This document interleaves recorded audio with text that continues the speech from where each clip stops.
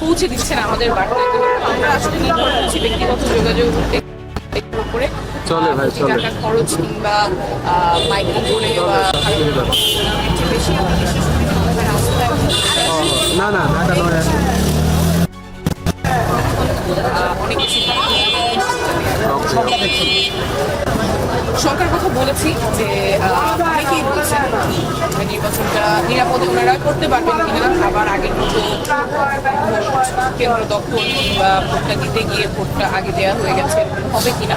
তবে আমরা আশাবাদী যে এইবারের নির্বাচনটা সুষ্ঠু হবে এবং আমরা আমাদের চান্সেস নিয়ে অনেক আশাবাদী, আমাদের সম্ভাবনা নিয়ে আশাবাদী। কারণ যেভাবে আমরা একেবারেই ক্যাম্পেইন করছি সেখানে হয়তো প্রচার যতখানি হওয়া সম্ভব তার চেয়ে কম হচ্ছে, কিন্তু যেভাবে আমরা যাচ্ছি সেটা নিয়ে অনেক কিছু আমরা জানাচ্ছি এবং ঘরে ফোনে অনলাইনে মানুষের কাছে পৌঁছে দিচ্ছেন আমাদের বার্তা। আমরা আমাদের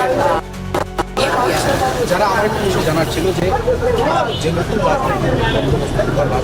চিন্তাধারা নিয়ে আপনার এই রাজনীতি মানুষ এসেছে, কিন্তু আপনারা সে রাজনীতিবিদ ভোট করছেন, যে এখন যে বড় দুই দলের যে খাতা ছড়া শুরু হয়েছে, চরিত্র হরণের যে ট্রেন্ড দেখতে পাচ্ছি, এক দল আরেক দলের লোকজনের চরিত্র হরণ কাদা ছড়াছড়ি করছে, এইটার এই বিষয়ে আপনি রাজনীতির মাঠ থেকে আপনি কি বলবেন?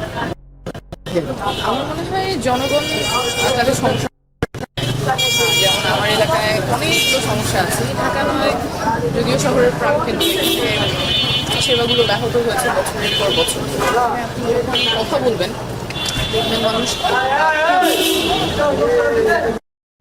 পরিস্থিতিগুলোর কথা বলছি, গ্যাস নাই। এটাই আমরা কালকে যখন হাঁটছিলাম ইসেতে, আমরা গিয়েছিলাম মান্ডাতে, তো মান্ডা যখন হাঁটছিলাম সবার মুখে এলাকার সমস্যা, অর্থাৎ মাদকের সমস্যা, গ্যাসের সমস্যা, কতখানি যে সেখানে তারা সকালবেলা কাজে যেতে কষ্ট হয়, কেউ সিলিন্ডার কিনছে